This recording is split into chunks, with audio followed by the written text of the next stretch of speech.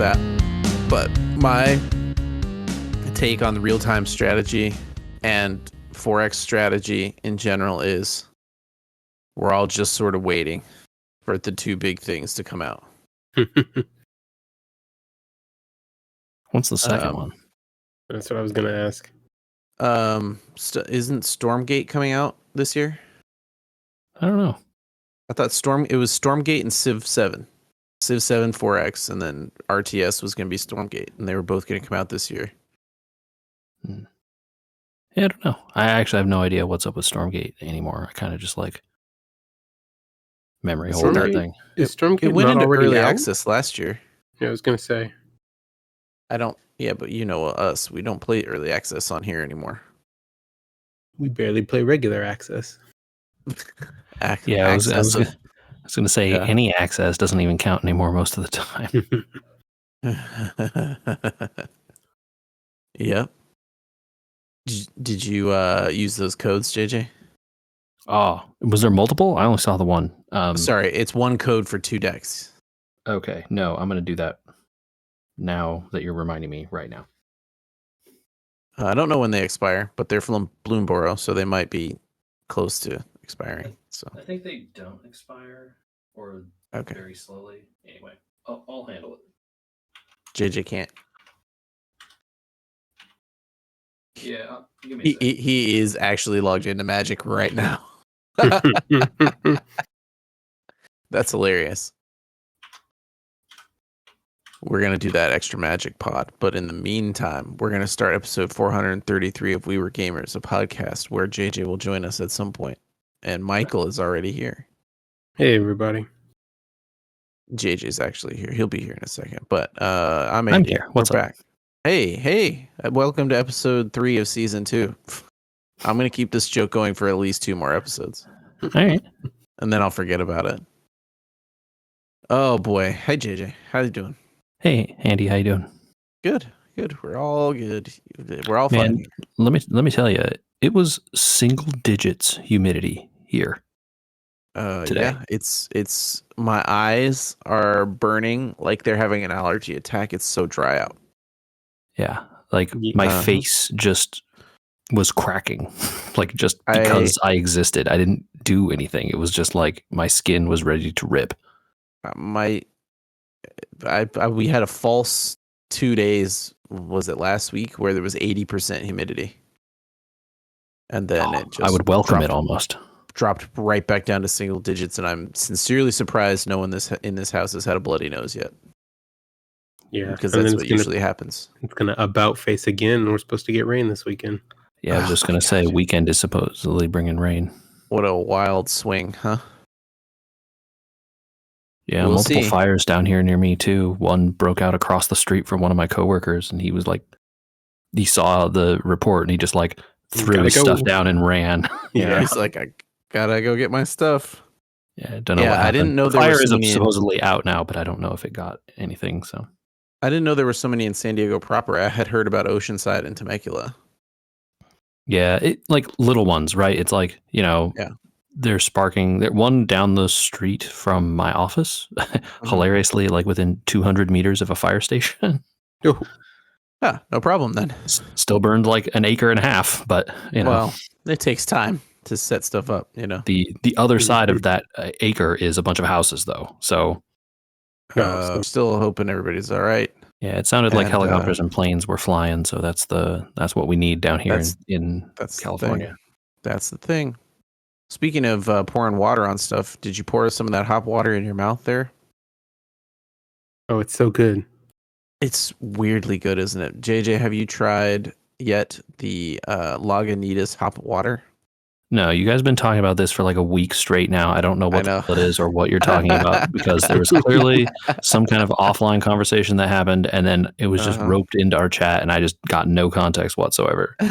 So no, you two are going to have to explain your little inside joke now. It's not a joke. It's exploration. It was a discovery of whether or not we were going to bring food crimes to the podcast, actually. But Michael, before you describe this stuff, did you get the multi-pack or the single flavor? The multi-pack. I wanted to try some of the other flavors. All right, get in there. Describe what you think about this thing, and maybe So, give JJ some context.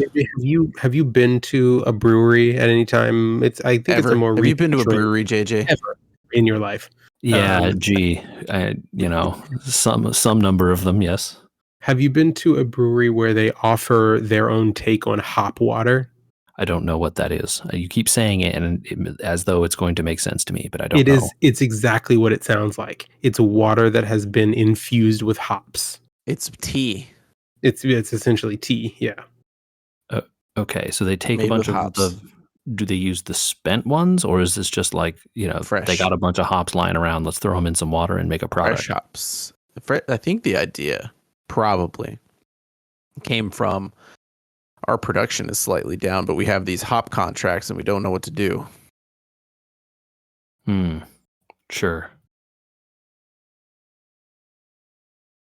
So I had tried a couple here and there, just as they crop up. They'll frequently, when I have seen them, they'll just have them like on at the water station instead of, or in addition to regular water, just as something to try to stay hydrated and as a palate cleanser. And I don't think I had tried one at any point that I was super impressed by. I have not been impressed by most of them. Actually, Most of them just wound up tasting like pine needles in a glass. Socks. Right. I was going to say hops in general do not have what I would consider a fun to drink flavor. The flavors that you want in hoppy beers come from the beer part, I feel, and the hops are also there. It's a balance thing, right? And malt and hops, not just one or the other. Mostly, a lot of people complain about IPAs for that reason. Too much hop, not enough malt. Not enough malt, totally. Too much hop in a lager. The other way around. I think I said that backwards. Not enough hop, too much malt. Yeah, that's what I meant. Yeah. Well, so apparently Lagunitas has figured out the secret to unlocking good hop water. And I don't surprising. I don't know if it's it's probably some combination of the type of hops they use, but they also carbonate their water. Yes, for their version. I was going to say, did they just make a LaCroix out of this? Because that's the thing that LaCroix and those other like seltzer waters do, is the flavor is all contained in the carbonation and barely any in the actual water. And so you don't like it. It makes a very different flavor. So yes, and that's what that's what you wind up with here. It is very, so rather than being hoppy, it almost comes out citrusy. Very much tastes like lemon, and that comes only from the hops. If you look at the ingredients, there's like in the plain one, there's no lemon or anything like that in there, and you still taste citrus. Very strange. But the carbonation is also not crazy overwhelming like a LaCroix. It's very light. I don't feel the LaCroix carbonation is overwhelming, but it is. I would say it's a harsher carbonation than it is like a fountain drink. It is fully carbonated, I would say, though. Yeah. Oh yeah. Yeah, for sure. But yeah, the result is nice, and it's it leaves you with a different aftertaste than just a standard carbonated water like a LaCroix or a Waterloo. And so it's a nice change of pace if you want to try something different, but you're tired of the standard carbonated waters. I was getting a little tired of standard carbonated waters, and I was trying more and more expensive ones, and I was like, they're not any different, really. Some taste more like juice, and I'm kind of like, I don't really want juice either. And then, I think it was Suntory came out with some faux beers, and I tried those, and I was like, this is also not what I want, but it's getting closer. And I had tried hop water a while ago, and it was just flat and tasted like bad tea. And I saw that one at Trader Joe's, actually, JJ, looking for that whiskey. Mm-hmm. And it's in the alcohol section, because apparently, Michael, you and I ran into the same problem. Yeah, so even though it's hop water and it says on the can and every surface of the packaging 0 alcohol, it's still coded in the system as alcohol, so you can't do things like self-checkout with it. And it's not even like there was ever alcohol in it. It specifically, the ones that have had alcohol removed tell you that they've had alcohol removed, because people who are in AA don't want things that have had alcohol removed because there's still trace amounts of alcohol. Right. Probably for other reasons that exists, but specifically I know of that one personally. I wonder if it's a, like, on Trader Joe's or whoever's end, it's like a, hey, we receive this from distributor X. The only things we get from distributor X are alcohol. Stick it in the alcohol aisle. It's that way also at Target and a couple other places, because you apparently have to look around, because they also do flavors. That's where my mind really got a little bit like overwhelmed. I don't know. How'd you feel about the flavors, Michael? I tried. So the one that I tried was the berry lemon, and I really liked it. I thought it was almost too much, but did you? But compared to if you just did like a berry lemon LaCroix, I felt like the hops helped calm it down a lot in terms of like flavors. Like it tasted like flavoring tea, right? Like if you added some sort of fruit to tea. Yeah, that's my best reference for someone that hasn't tasted it. It's like kind of like a little very light tea. Yeah, I mean, fruit tea is a thing, right? You can definitely make that, and it definitely will taste like the fruit, if you steep it long enough, but it is not, it's not juice for sure. Yeah, it's its own thing. Yeah. Surprising. Way to go, Lagunitas. Yeah. So you should try some, JJ. That's the TLDR here. Okay, but like, so like Trader Joe's or Target. Target seem to be the places that sell these. Okay. I've tracked them there at those places. Make sure to bring your ID. Yeah, apparently. Oh, right, man. Next time I'm in one of those, I'll see if I'll keep a weather eye. Yeah. I would like to throw out there a shout out to Sergeant Pepperonis too. Speaking of ID, because I had to bring mine to have a bunch of canned alcohols at this pizza joint called Sergeant Pepperonis. And that was fun.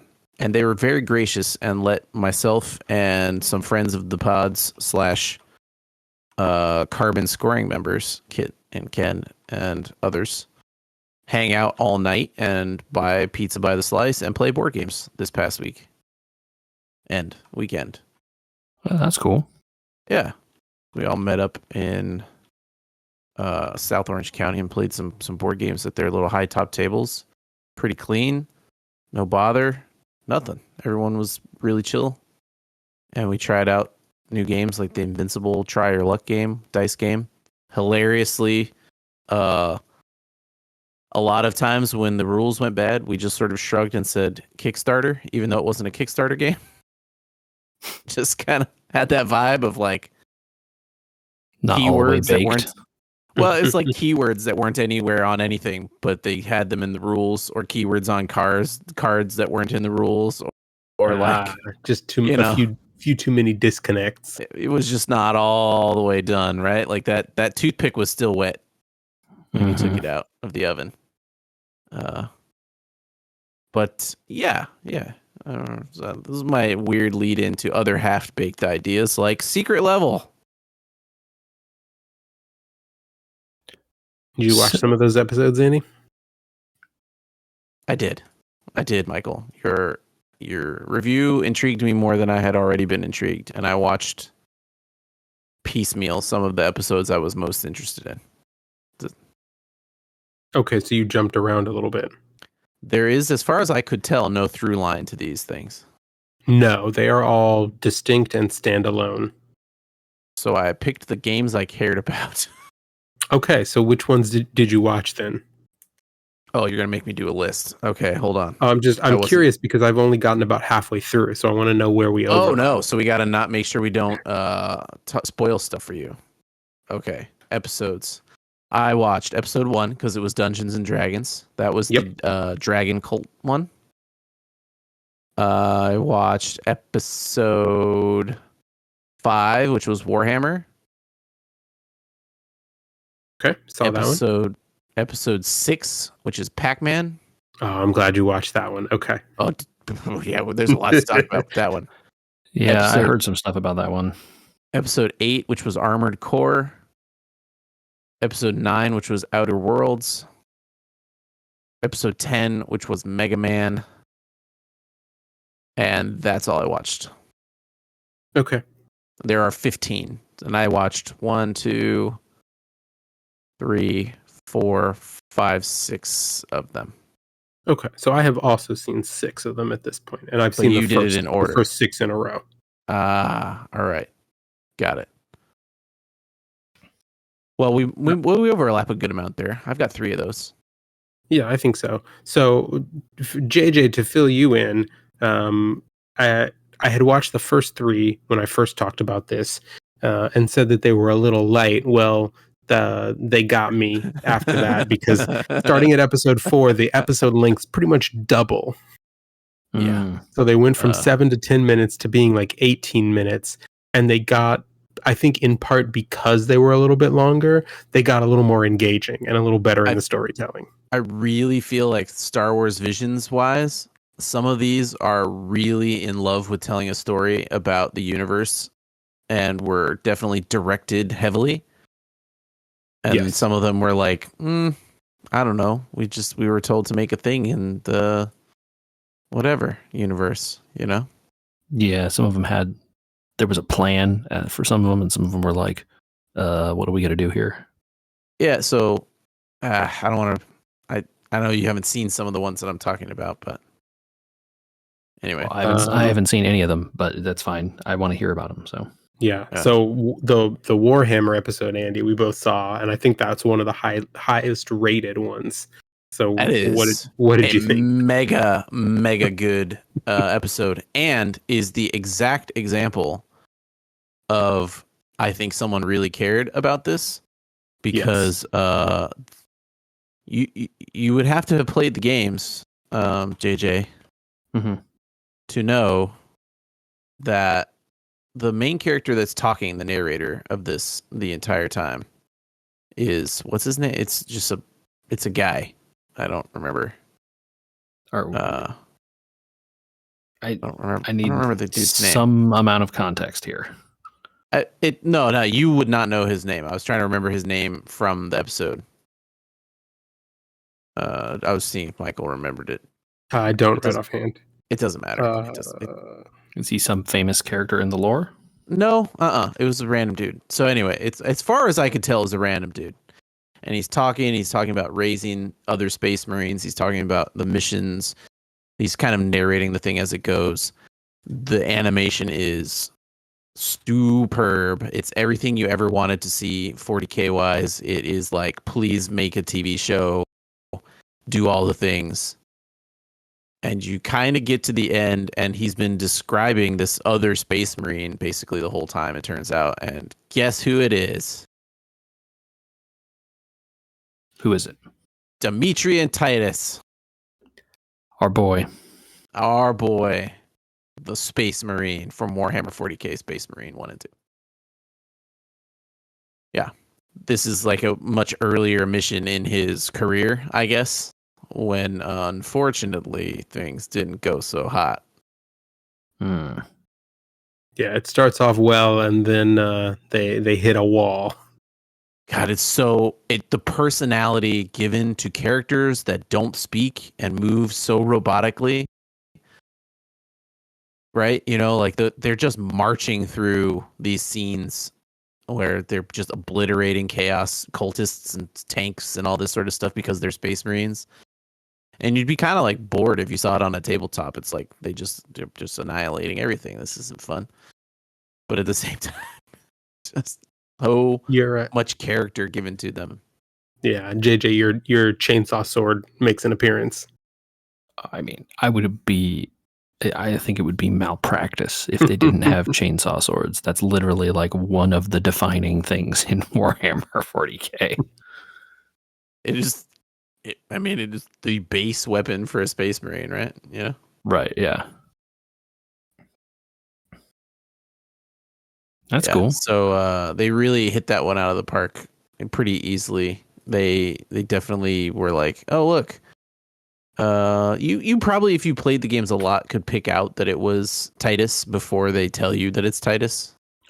Given that I have now played through Space Marine 2, I would recognize the voice instantaneously. I don't think you ever hear his voice. It's all narrated by the other older Marine. Yeah, Titus never talks the whole time. Interesting, but I wonder if the older Marine is like Leandros or someone who you know maybe from those games also. Is he talking about corruption? Blade Guard Sergeant Mataris. Nope. No, okay, it's definitely not else. Leandros. Yeah. Does this take place while he's in the Death Watch, or is this before that? No, this is it's very early in Titus's career. You can tell. Okay, so he's still an Ultramarine. Yeah, he's given some duty at the beginning of it where you're like, the young guy gets this job, huh? Got it. Yeah, very, very good. But like more than anything, that one is the test bed, I think, for proving some of these out into longer shows. I wonder, like some of them felt like they were like long cinematics from the beginning of a game or from like the end of the game or stitched together from during the game.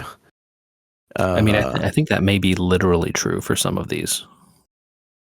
Yeah, some of them Michael hasn't seen. Like the Mega Man one to me was very much like, okay, so this is just like are they going to open the next Mega Man game with this? I was going to say like an intro cinematic. Yeah, I've never seen Outer Worlds. I know that this is not true, but Outer Worlds feels like one of those ones that's like would be DLC cinematics. Very good. The Outer Worlds one actually made me smile a bunch. I mean, there's an Outer Worlds 2 coming, so this would be a sensible lead in, right? Yeah. It's very smart what they did with this one, and I doubt it's part of a game, but it definitely feels like it's part of a game. Armored Core, you guys should watch. I'm not going to spoil too much about it other than that Keanu Reeves is in it. Sold. Hell yeah. Unreal Tournament has a setup feel the same way. Like it's also really well done, but it definitely feels like it's the intro setup to a show or a game. Yeah. Dungeons and Dragons, I liked it. It was a good start, right? Like it's a good way to dip your toe into what they're doing here. Yeah. But then there was Pac-Man. Ooh. I don't know if any of the other ones are like this, but Pac-Man, at least so far, JJ, is the only one of these that drifts into horror. It doesn't even do that. It completely reimagines the Pac-Man lore top to bottom. Top to bottom. Yeah. In a way you don't Pac-Man. Well, I'll tell you, this lore is not anything that ever would have been associated with Pac-Man. No, and they do it in a way that you don't see coming. But I mean, that's good, I guess. Like, it's a smart thing to do with an IP that like no one is using and you're not doing anything with. It was 100% the most Star Wars visions of all these. Like, what wild thing can we do and what can we do it with, right? Like, sure. You can't really do much that's that wild with Unreal Tournament. It's already a wild concept for a game, and the gameplay is a thing. And so you've got interpersonal relationships that you can make and then kind of like work within the universe.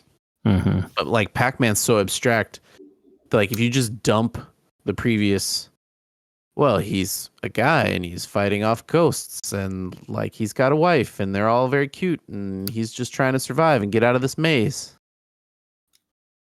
And just start over with like he's trying to get out of the maze. I think the like most inventive stuff that happens with IP like that is when they don't force them to be beholden to the like character designs and stuff, you know? That's when the people like that's what Visions does, and that's like sounds like what they're doing here, which is cool. I think despite the fact that Warhammer is probably the best one, that Pac-Man one might be my favorite one. I don't ever want to see a sequel to it. I don't want to know more. I just want to live in the universe that was created there and assume it goes on forever. Yeah, it was super well done. And I think for this one and probably the Warhammer alone, JJ, I would recommend the series to you. They'll be up and down, but those two in particular. I'd say do it my way, because I looked back through and I'm like, okay, maybe I'll go back and watch the Spelunky one. And since Michael's liking the Unreal Tournament one, maybe I'll go back and watch that. But like, other than the ones I already watched, I'm not sure that I care about Concord or Honor of Kings or Playtime or... Yeah. JJ, did you play Sifu? No, I never did. Okay. I couldn't remember. I've seen it played, but yeah, I didn't play it. Like, do I need to watch the New World thing? Nah, not really. I mean, it's that one is purely comic. If you want to hear Arnold ham it up. Who? Arnold. No, is that really what you meant? Yeah, it's actually Arnold. Yeah, he plays the see now he voices the lead in that one. Fine, I'll go back and watch the rest of them. See, there's little surprises in all of them. Like, I didn't know that Keanu was in the Armored Core one, and then you find out in like the first second, you're like, oh, is that who I think? Oh, yep, his mouth opened, and that's him. Yeah, I think they did a decent job making a weird side compilation of games. Yeah, and I think there's going to be a second season. I would imagine they did well enough. I would hope they did well enough. It was getting advertised all over the place too, so they probably did all right. Oh. Speaking of ads, I not only was not able to very easily and successfully move over my COTC account, but before I could fix the problem, I had to watch and wait through so many different types of things that weren't ads that were ads. Like, don't you want to buy this new pack? Aren't you sure you don't want to buy these new things? Every time the new account went through and then didn't connect. We haven't talked about it in a while, but Champions of the Continent, End of Cirrus, and New Beginnings. It's back, yo. Kind of. I mean, it is back. The way in which it is back is suboptimal. Or a little rough. It's hard to misspell things while we're talking to make jokes, but man, almost everything is misspelled. It's not just misspelling. It's blatant disregard and lack of care for the translation and localization. It's like they took the script and fed it line by line to ChatGPT, took the output, inserted the lines back in, clicked send, and publish. That's what they did. ChatGPT would at least not have typos. No, it would, because it doesn't have any context from line to line. Right? Oh, yeah, sure. It's like the person fed it into ChatGPT and then hand typed the answer back into the spreadsheet. That's what they did.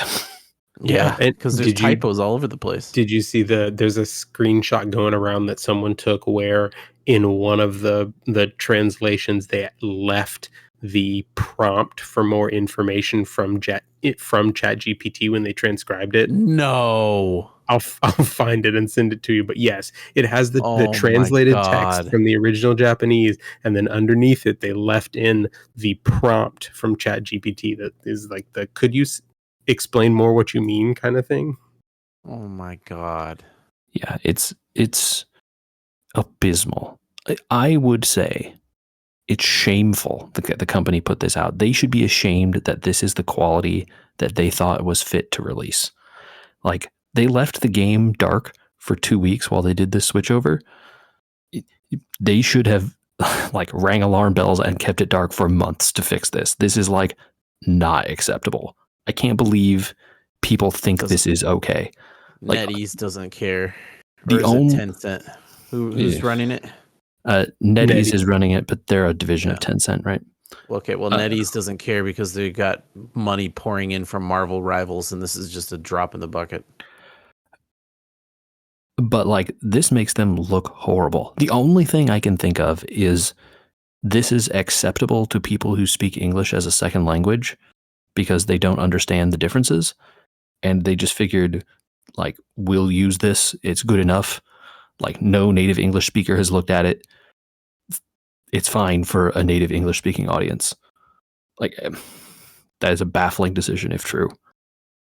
And like, I said this to you guys before, but like, I'll say it here. If this continues, I will stop playing this game. I can't, like, the story has been the most interesting stuff. And even if people are kind of like, sounds like the JP players are overall down on the Celestia story compared with the Orstera one. But like, dude, this is untenable. Like, I can't. It's really bad, and especially for a game that relies so heavily on its storytelling to be like the hook. Oh yeah, it's one of the reasons I kept playing as long as I did. And while I did transfer my account eventually, like even the most basic thing of I followed all the directions to transfer my account, it doesn't work. I have to go back in and reinstall old apps and redo things and recopy things. And then I've got like 4 different emails connected to NetEase's system now, trying to get my account back. Great. Wonderful. You know, like it's just so silly to not have the basic functionality work out of the gate. And they needed to hit a home run to bring back players like me. I would think they needed a home run to do that. And I don't think, other than maybe finishing the story off, I'm doing that. Did you even do that though? Like, I think at this point you just sound like you're out. I really want to force myself to finish the story of the game, but yeah, I mean, I logged in and I got the rundown on a lot of those dailies and stuff like that, and then the first day the dailies didn't work right, and then the next day the rollover was wrong, and then it's like they rolled back a bunch of the experience that was getting better. I don't know. I don't want to be negative because I was already kind of out, but like I didn't jump back in and think, cool, I'm ready to invest a bunch of time again. And it sounds like you're investing more time now, Michael, because you got these OMA things that you guys are doing, plus dailies take longer. I mean, dailies are You're doing what those they at were. the same time. Yeah, you can cover what's not collected by hitting the button by doing a run through the new UMA dungeon. Well, so since I'm not playing actively, despite everything, I think you guys should kind of debate like where you're at with what you're seeing so far, and what are you thinking? I mean, you have now jumped in. You've got 6 stars. You've got 5 stars that were 3 stars or whatever. Like, are the new systems in there to just sort of eat up more time at this point because Celestia is kind of short? What have you seen from the new stuff? No, so I don't think Celestia is short, and we're expected to get it at a pretty good clip compared to what JP got. I think it's on pace for a monthly release through the story, which is fast. I think JP got it every other month, maybe. So we're expected to get a lot of content and a lot of characters pretty rapidly here. How that'll play out for us as global players who are ahead of the releases already on the SEA. I think we'll see some replays for sure when we get the Live Alive collaboration next month. It'll be a replay for us, but it's new to SEA. So there will be some of that as they slowly try and align where the different player bases are. I think from a gameplay systems standpoint, they added a bunch of stuff that's interesting, right?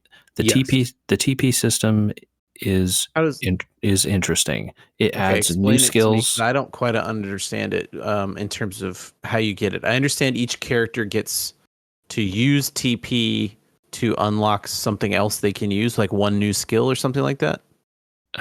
you get each character who has the system active, which is not all of them, gets a new skill and a new passive. Okay.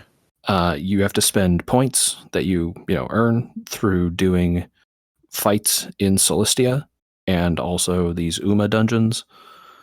Any fight. It's not just Celestia. You gain torch you points. earn it.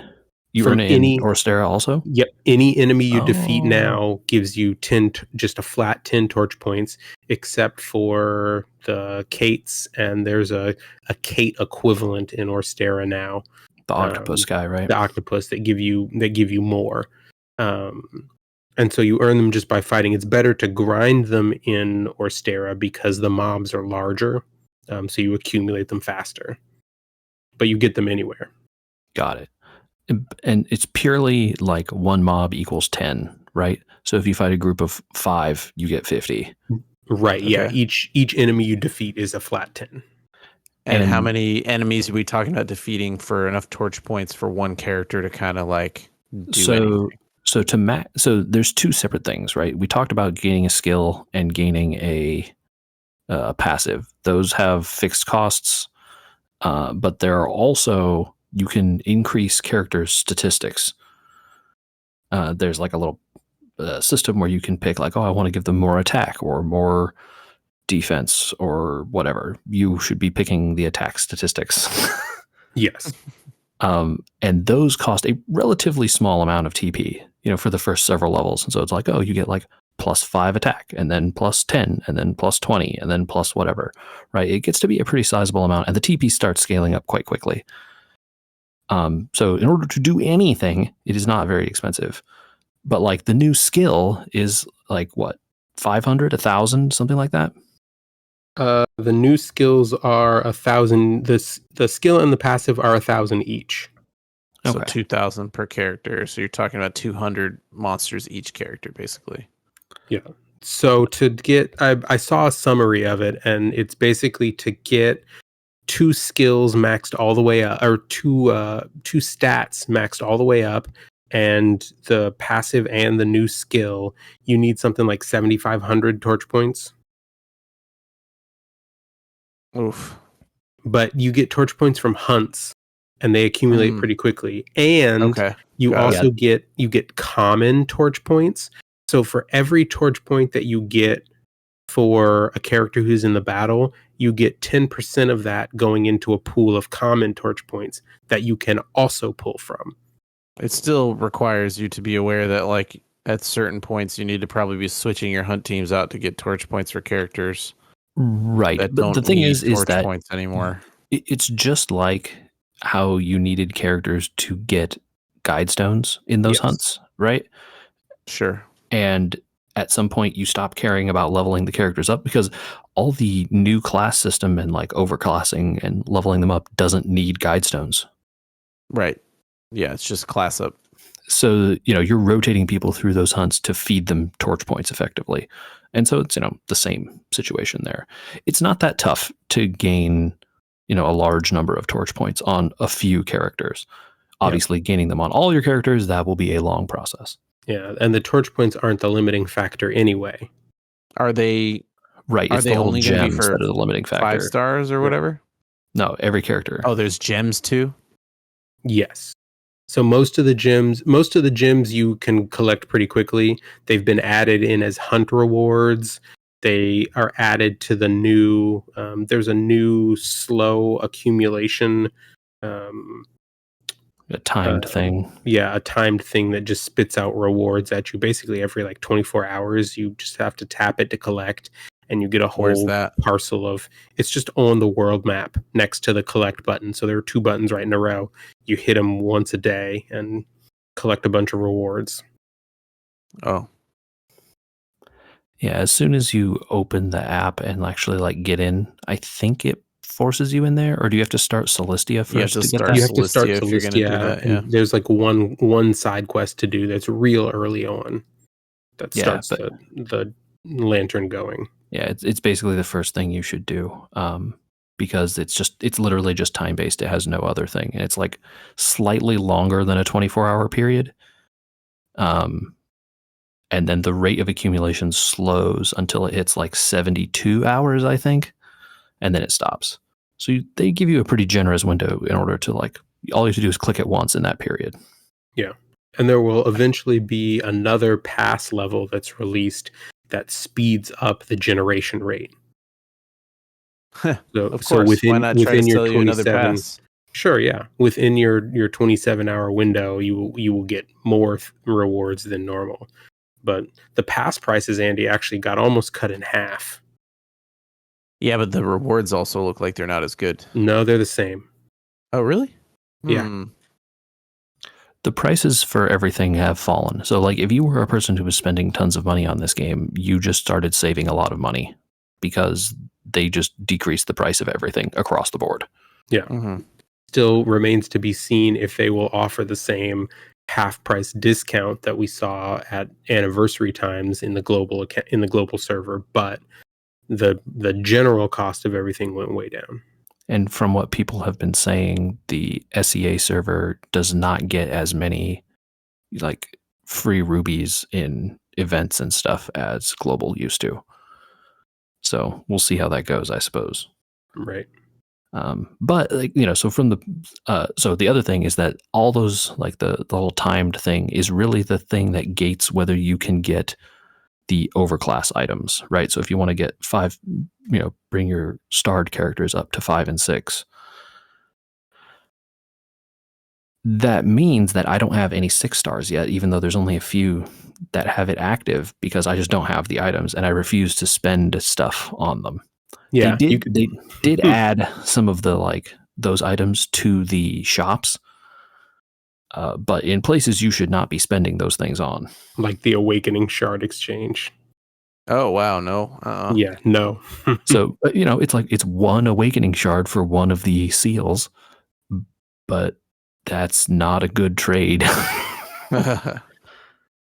No. So at the standard generation rate, it's about every 2 weeks you'll have enough material to bump a 5-star up to a 6-star, which isn't terrible. Yeah, if there's not that many of them so far, then and I think there's only what 3 or 4 6 stars right now. I think it's 4 5 stars who have access to 6-star right now. Okay. So that stuff will speed up over time, I'm sure. Yeah. And, you know, new characters will come out. They'll come out with a 6-star already, you know, that kind of stuff. Oh, exactly. Yeah. So new characters on their banner, if they show up, they won't show up as a 5-star. They'll show up as a 6-star. And then you don't have to worry about it.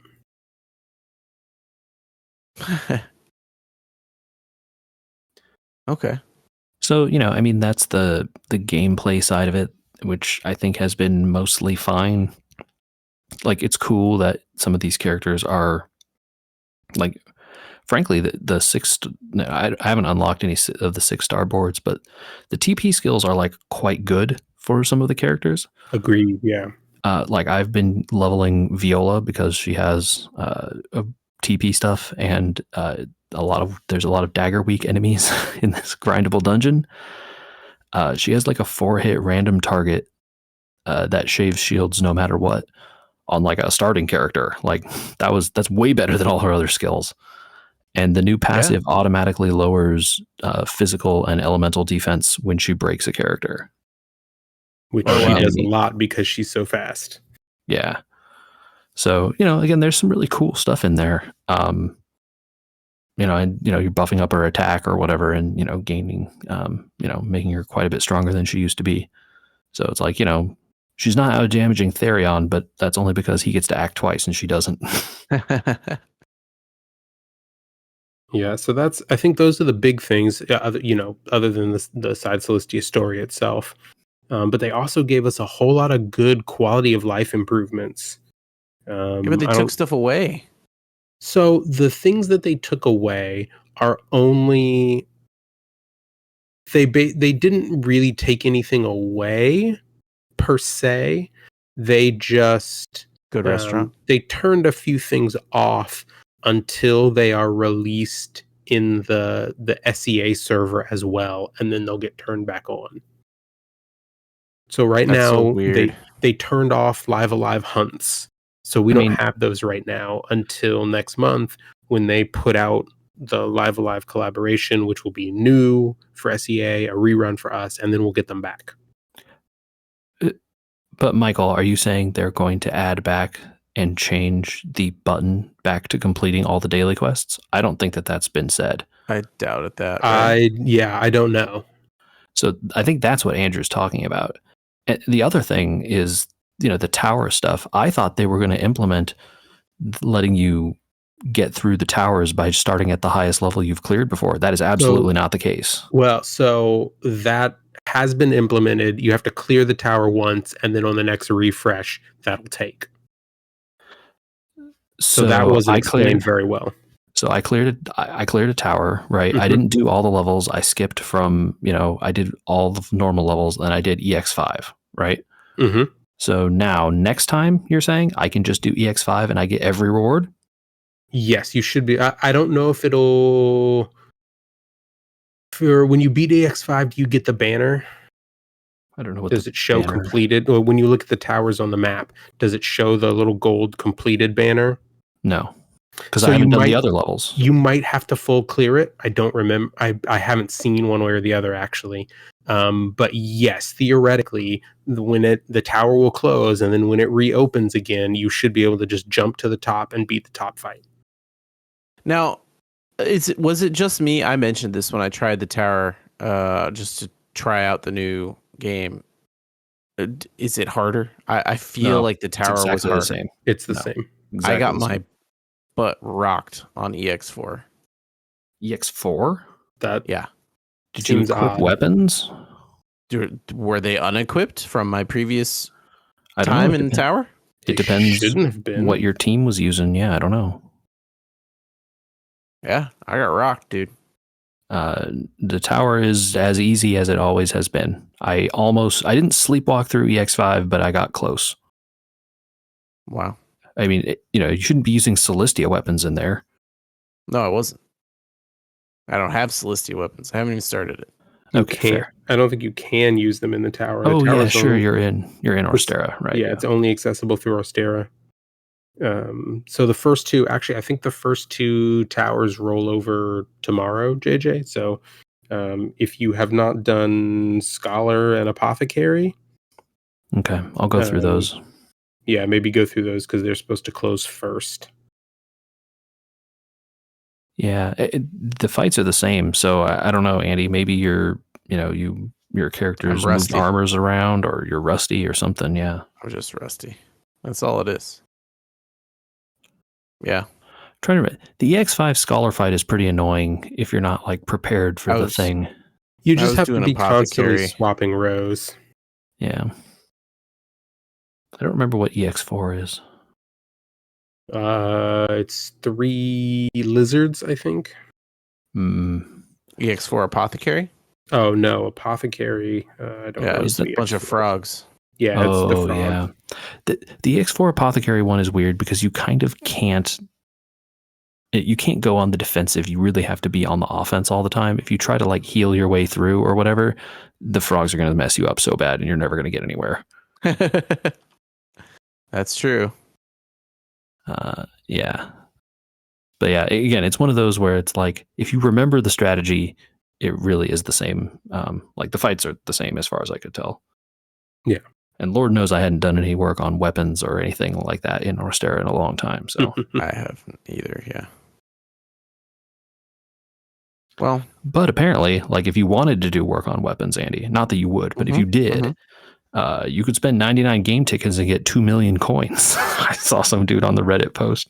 Yeah, that was funny. So one of the quality of life improvements is that if you run the game boards now, instead of being capped at spending 8 tickets, you can now spend 99. Right. But how does that equal 2 million? Because the multiplier continues to go up. Instead of being times 8, it's times 99 now.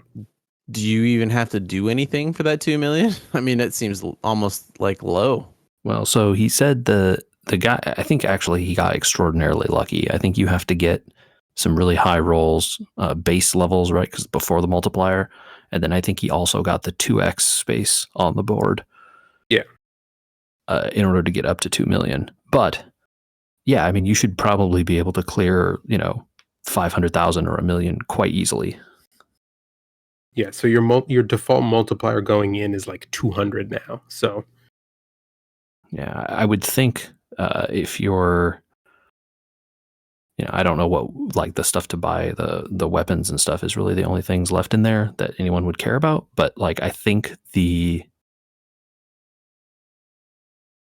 like those coins and stuff, you should be able, you must have thousands of those tickets. Like, I have thousands of those tickets without trying. So I have thousands of the tickets. The thing is, like, it's all these things are great. It's just so much of it is like, but it's too late. Like, you're already done with that system. You don't need it anymore. Well, I mean, there's all the adversary log fights. You definitely are going to want the weapons for those. And I would say you want good weapons for the boss of that chapter, the final chapter. Oh, absolutely. You need good ones. And you can't use the what are they? You need the whatever the ones are for that chapter. You can't be using the regular, like, overworld ones. Oh yeah. You want the ones that do extra damage to the Hallow Fiends. Yeah. Oh right, yeah. Gosh, I got to remember all this stuff. It's so much. So much. That's okay. I also have to remember so much of how to play Magic, JJ. Do you? Is there that much to remember? No, you were telling me, though, that they're changing some of the rules about combat or something, and I reread the rules, and I didn't see any differences. The thing that changed is they changed a specific rule about blocking, and it makes combat tricks less good, but in, like, is it scenarios, that the attacker assigns the damage? Is that what the change was?